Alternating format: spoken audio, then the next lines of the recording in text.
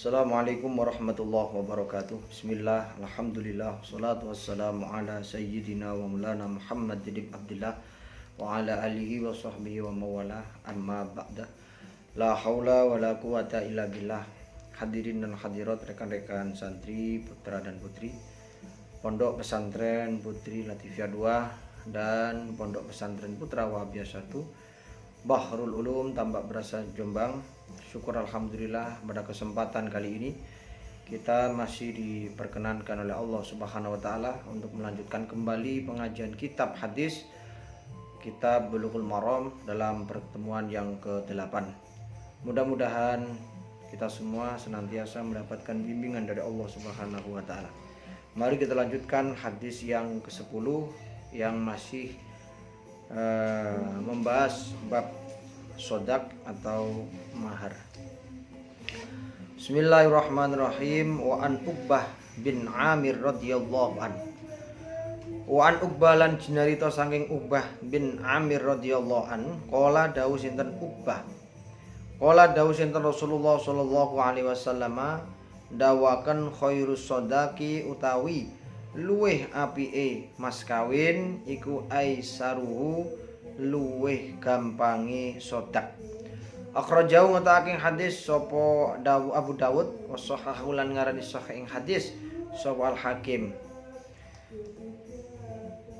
Hadis yang ke-10 ini diceritakan oleh Uqbah bin Amir radhiyallahu an bahwa Rasulullah sallallahu alaihi wasallam pernah bersabda khairus sodaki aisaruhu.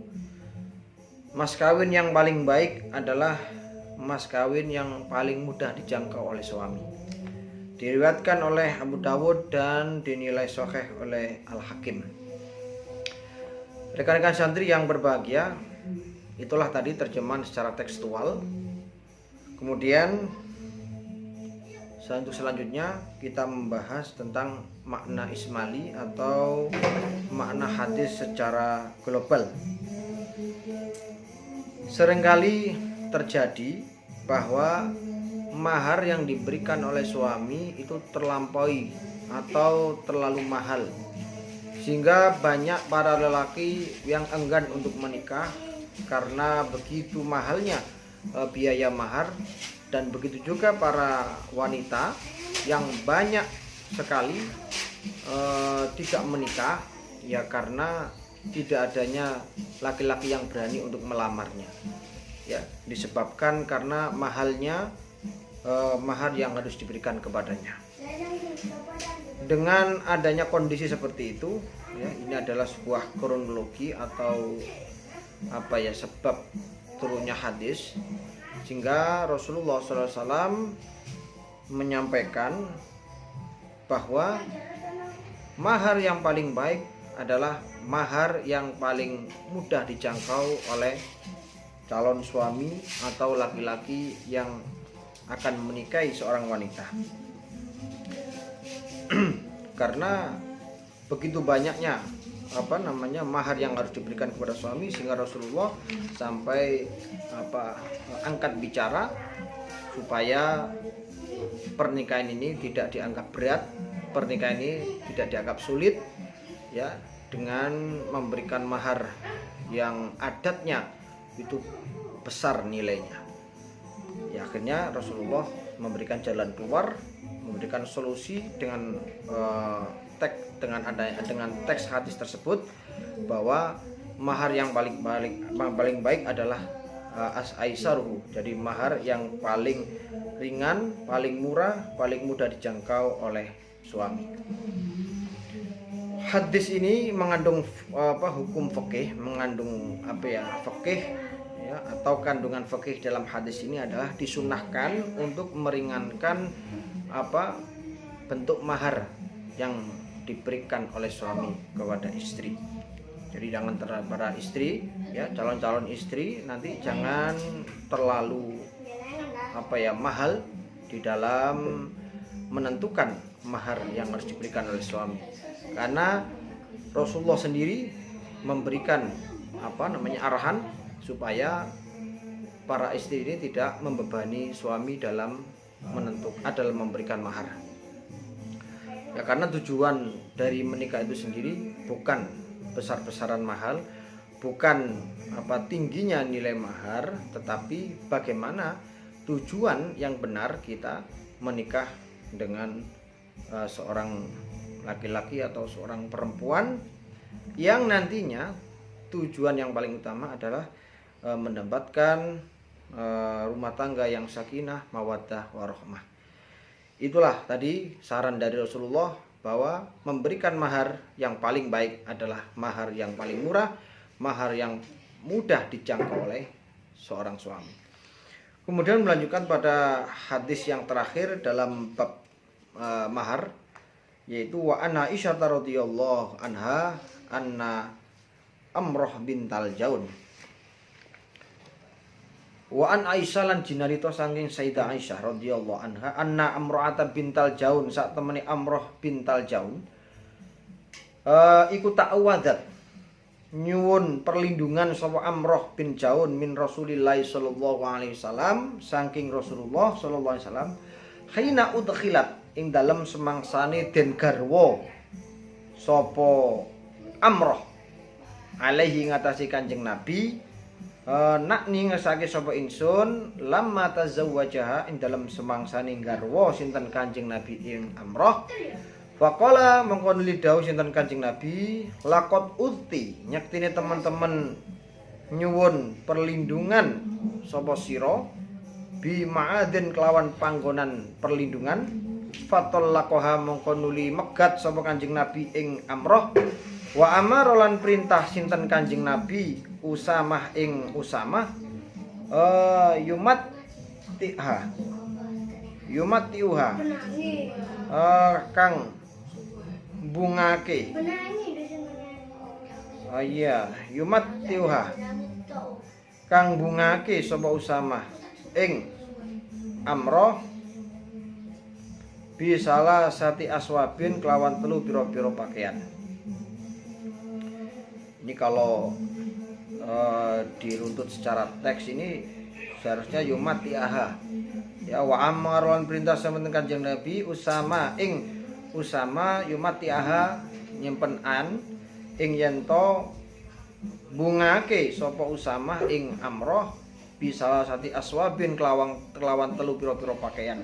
Akhrajau ngutake hadis sapa Ibnu Majah wa fi isnadilan kun dalam sanad hadis rawin utawi rawi matrukun kang den buang wa aslul qissati utawi asali cerita fi sahihin dalam sahih in dalam hadis sahih iku min hadis Abi Asid saking hadis Abi Asid As-Sa'idi ya.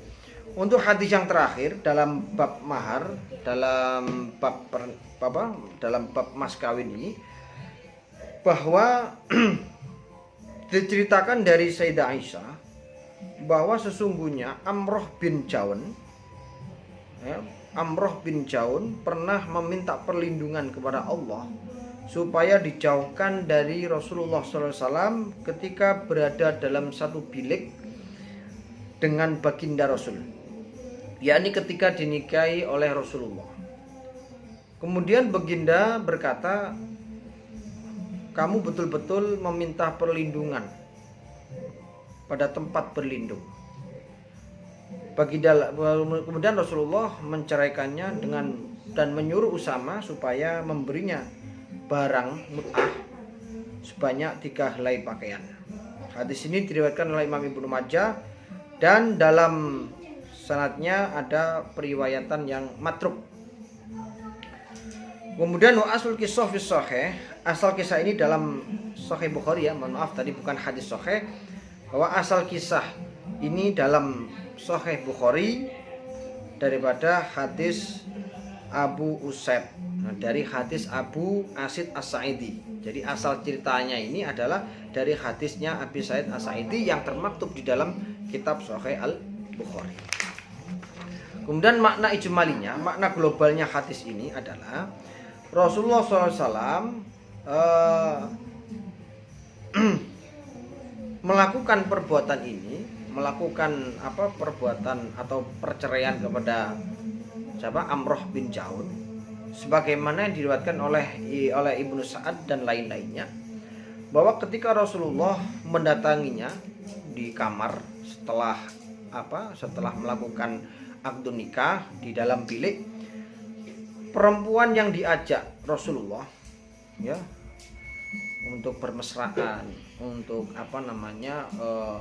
bersenang-senang di dalam kamar, ternyata tiba-tiba istri atau Amroh bin Jaun ini mengatakan utu minka.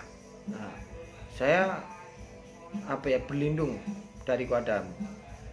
Artinya Amroh ini tidak mau didekati oleh Rasulullah, ya. Tidak, auzubillah minka. Saya berlindung kepada Allah dari kamu. Ini kan seakan-akan Amroh itu tidak mau didekati oleh Rasulullah. Lantas Rasulullah SAW menceraikan kepada Amroh bin Jaun dan memerintahkan kepada Usama untuk memberikan kebahagiaan berupa 3 helai pakaian. Ya. Intinya Amroh bin Jaun ini adalah satu-satunya istri Rasulullah yang mencegah, yang enggan dan menolak ajakan Rasulullah untuk melakukan hubungan intim. Ya. Dengan begitu itu Rasulullah akhirnya menceraikan Amroh bin Jaun, ya, dan menyuruh Usamah agar memberikan kebahagiaan, ya, kepada Amroh bin Jaun dengan 3 helai pakaian. Ya. Kemudian untuk analis lafziahnya atau tahlil lafzi, lafaz ta'awadat itu ya dalam bahasa bebasnya adalah ya saya menolak, ya, intinya menolak ajakan Rasulullah. Ya, aku berlindung kepada Allah daripada engkau. Ya. Tapi makna bebasnya ya tidak mau atau menolak ajakan Rasulullah. Kemudian lafaz udkhilat alaihi adalah hari pengantin, ya, setelah akad nikah. Kemudian uti itu berlindung daripada dan pada kebiasaan seorang yang berlindung dari orang jahat, ya. Jadi uti itu seakan-akan orang itu benar-benar menolak ajakan dari Rasulullah. Walaupun dia mengatakan saya berlindung, tapi makna ini memberikan kefahaman bahwa Amroh ini menolak ajakan Rasulullah untuk diajak berhubungan intim. Kemudian wa fi isnadi rawin matrukun, dalam sanad itu ada periwayatan yang matruk, yaitu periwayatan yang dibuang. Kemudian dalam fikih hadisnya, dalam kandungan fikih dalam hadis tersebut, yang pertama adalah disunahkan mentalak istri, disunahkan menceraikan istri yang tidak mau digauli oleh suaminya dengan tidak ada udzur syar'i, ya. Disunahkan menceraikan istri yang tidak mampu menggauli suaminya dengan cara yang baik, ya, dicerai tapi ya tentunya dengan itikat yang baik, dengan akhlak yang baik, dengan adab yang baik, dan tidak semena-mena, tidak dengan cara yang kasar, walaupun itu salah, ya. Perempuan yang tidak mau diajak suami untuk kumpul, tidak mau diajak suami untuk hubungan intim dengan tidak adanya udzur syar'i, ya, dia menolak karena dia malas, ya, dan artinya tidak ada udzur syar'i, penolakannya ini tidak ada udzur syar'i, maka perempuan itu dianggap maksiat dan dia akan mendapatkan laknatullah, ya, ketika dia tidak melakukan taubatan nasuha, ya. Kalau dia sampai subuh itu meninggal tanpa ridho dari suami, maka matinya dalam laknatullah. Maka berhati-hatilah kalian bagi calon-calon istri, siapkan diri kalian dan harus benar-benar mampu untuk melakukan apa yang diperintahkan oleh suami. Yang terpenting tidak bertentangan dengan ajaran syar'i. Ya, saya ulangi, yang pertama adalah disunahkan untuk menceraikan istri yang tidak mampu menggauli suaminya dengan cara yang baik. Yang kedua, disyariatkan mut'ah. Disyariatkan mut'ah itu pemberian kebahagiaan kepada istri yang dicerai. Ya, baik itu maharnya sudah ditentukan atau tidak. Ya. Jadi disyariatkan memberikan kebahagiaan kepada istri yang telah diceraikan sebelum melakukan persetubuhan, baik itu maharnya sudah ditentukan atau tidak. Ya. Namun kebanyakan ulama, mayoritas ulama mewajibkan memberikan kebahagiaan jika mahar itu belum disebutkan. Nah, ini ada dua pendapat. Ya. Yang pertama itu mutlak, ya, disunahkan untuk memberikan mut'ah, kebahagiaan kepada seorang istri yang telah diceraikan dalam keadaan yang belum dikumpuli oleh istri, dikumpuli oleh suaminya, baik itu maharnya sudah ditentukan atau belum. Tapi mayoritas ulama mewajibkan memberikan mut'ah atau kebahagiaan kepada istri jika mahar itu belum disebutkan. Untuk masalah kebahagiaan ini terserah. Yang disampaikan dalam hadis itu adalah sebuah contoh yang tidak harus sama dengan yang dicontohkan dalam hadis tersebut. Saya kira cukup sekian dari penjelasan dua hadis tersebut. Mudah-mudahan bisa kita pahami, bisa kita pelajari dengan baik, dan bisa kita ambil pelajaran dari dua hadis itu. Saya kira cukup sekian, kurang lebihnya saya mohon maaf. Khairul kalam. Assalamualaikum warahmatullahi wabarakatuh.